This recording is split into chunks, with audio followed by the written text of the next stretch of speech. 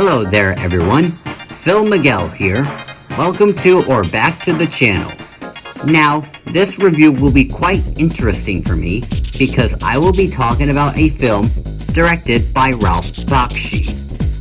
Now, for those of you who don't know who he is, Ralph Bakshi is a famous animator who made a name for himself with his filmography of animated films. Also, with a lot of the animated films he's made, they're films that really made themselves well known when people think of adult animation.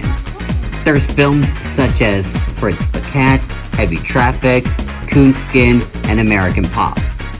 So to any parents watching this video, do not show your kids these movies. They are for adults only.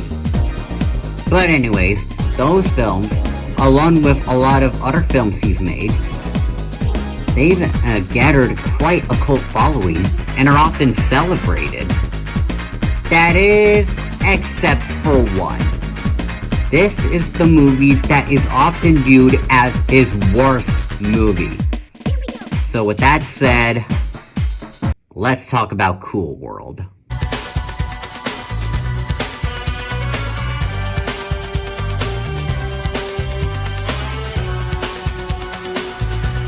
Released back in 1992, Cool World was actually the last feature film Ralph Bakshi ever made before he decided to retire from animation and become a full-time painter. Now, when it comes to this film in particular, this is the one that really had my curiosity. This film has often stood out as the bad film among Ralph's filmography. Almost every ranking I've seen of his films has this film at the bottom. And this movie somehow has a 4% on Rotten Tomatoes. That is genuinely baffling to me. That is actually what made me want to watch this film in the first place. This film is really hated, but why is that? How come this film doesn't have much of a cult following as Bakshi's other films? Well, that's what I'm going to see. Also, believe it or not, this is actually the first Ralph Bakshi movie I've seen. I haven't seen any of his other works. I don't have anything against them, I just haven't really thought much about watching them. Though I do plan to check some of them out more eventually. But Cool World caught my interest the most because, again, the hate for this movie is insane.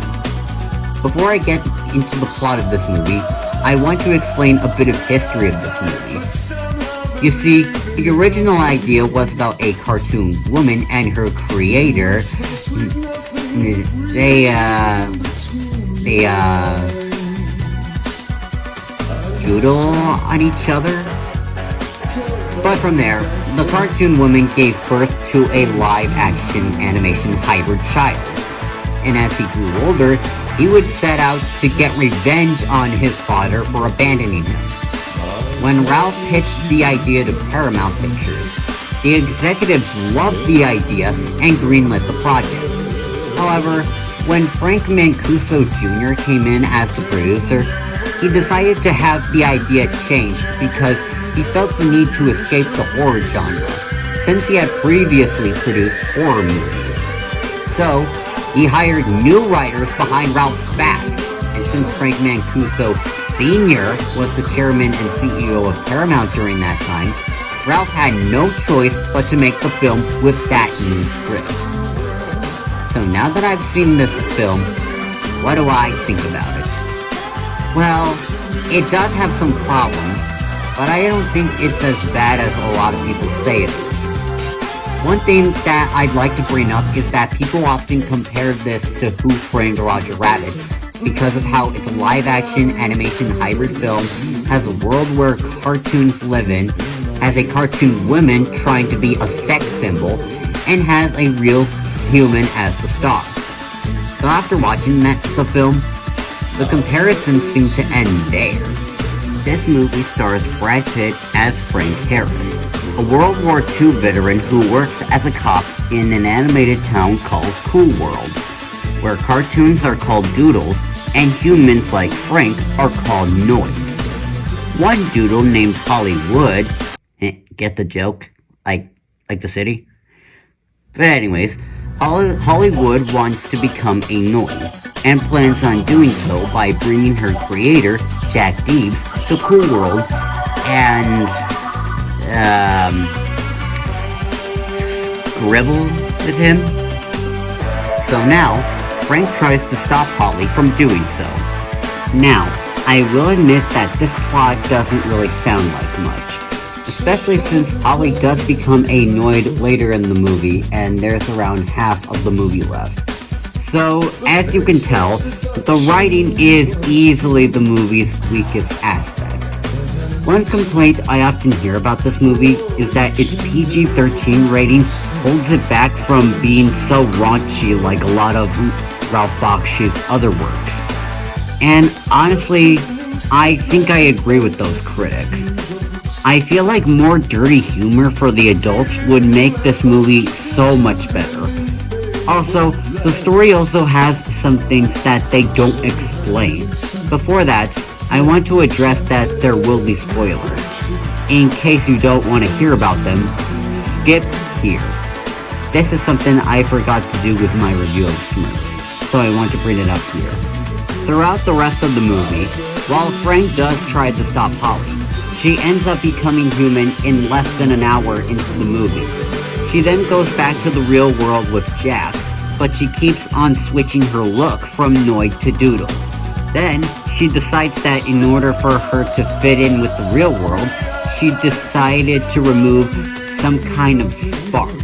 When she does, she unleashes a bunch of crazy doodles onto the world.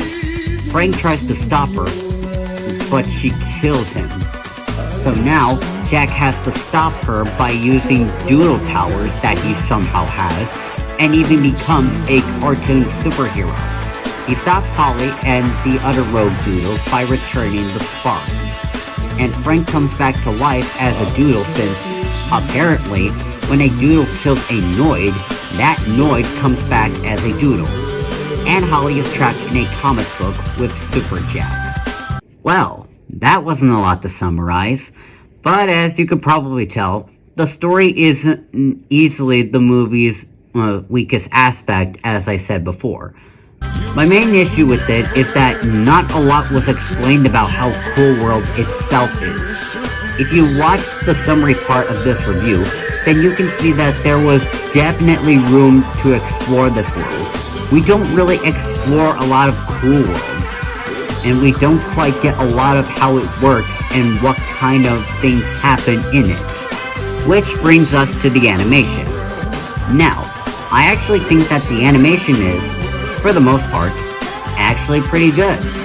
With this being the last animated feature Ralph Bakshi ever made, I think that even if the writing isn't all that great, the animation is quite nice and is definitely one of the best things about this movie for me.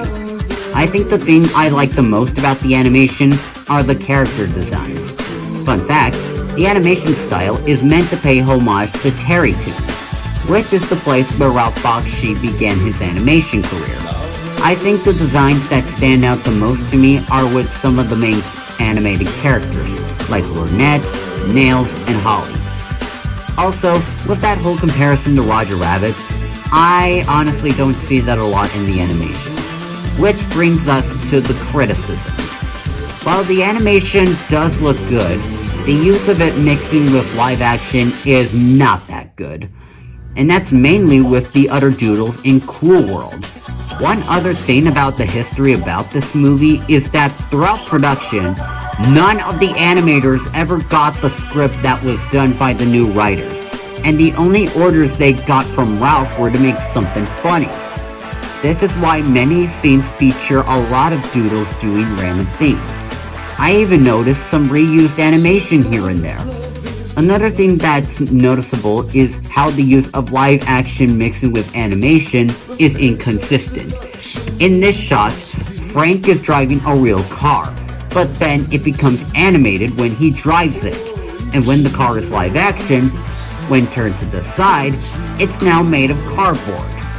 It's weird. Roger Rabbit pulled the hybrid technique off perfectly 4 years prior to this film. Also, while I do like the animation for the most part, and I do think it's one of the movie's strongest aspects, I actually like a lot of the live action stuff more. It just sort of makes the plot more focused. So, I'm kind of glad that Holly turning into a Noid doesn't happen until less than an hour into this film. The animation can still be good on its own for the most part, but the use of live action mixing with animation is not that good, especially when compared to Roger Rabbit. Finally, let's talk about the characters. While the story doesn't offer much, it strangely didn't affect the characters that much for me. For the most part, I found the characters to be actually entertaining and or just okay. Let's start this off with the humans/noids, since, well, there's only two that really matter here. Frank Harris is a cop in Cool World, but is now scared of the real world ever since the day his mother died. But then he has to go back there to stop Holly. While he may not seem like much, I do think Brad Pitt's performance makes him an okay enough protagonist. Then there's Jack, a cartoonist who is the creator of Cool World. Like Frank, he may not seem like much, but Gabriel Byrne's performance makes him more enjoyable to watch, especially with most of his interactions with Hollywood. Now, onto the Doodles. Now, there are only 4 that really matter here. Hollywood is pretty much the villain of the film as she tries a lot of things in order to become a Noid. Lornette is Frank's love interest, who is also a Doodle. Dr. Whiskers is the scientist who brought Frank to Cool World. And Nails is Frank's partner as he helps Frank with the situation with Holly. Like the Noids, they may not seem like much, but the actors made them a bit more enjoyable. Kim Basinger did great as Holly by excellently making her sound like a seductive woman. And the other 3 Doodles I mentioned were actually voiced by veteran voice actors, such as Candy Milo, Maurice LaMarche, and Charlie Adler. The characters may not seem like much, but I'm surprised that I found most of them okay. Now, let's wrap this up. In conclusion, is Cool World really that bad? No. Don't get me wrong, there are problems with it. The story feels generic and has a lot of missed opportunities. The use of live action mixing with animation is inconsistent, and there's still confusion as to how Cool World itself functions within this movie. But there is still some good that can be found in this film. The animation on its own is pretty good for the most part, and the actors do pretty good to help bring to life some decent characters. In my opinion, I'd recommend to see it at least once to see if it does work for you or not. Plus, reviews for this film are all over the place on IMDb, so maybe you'll like it or maybe you'll hate it. As for me, I thought this movie was okay, which is why I'm giving this a 6 out of 10. It may not be a cool movie, but I'm surprised that I had a decent time with this.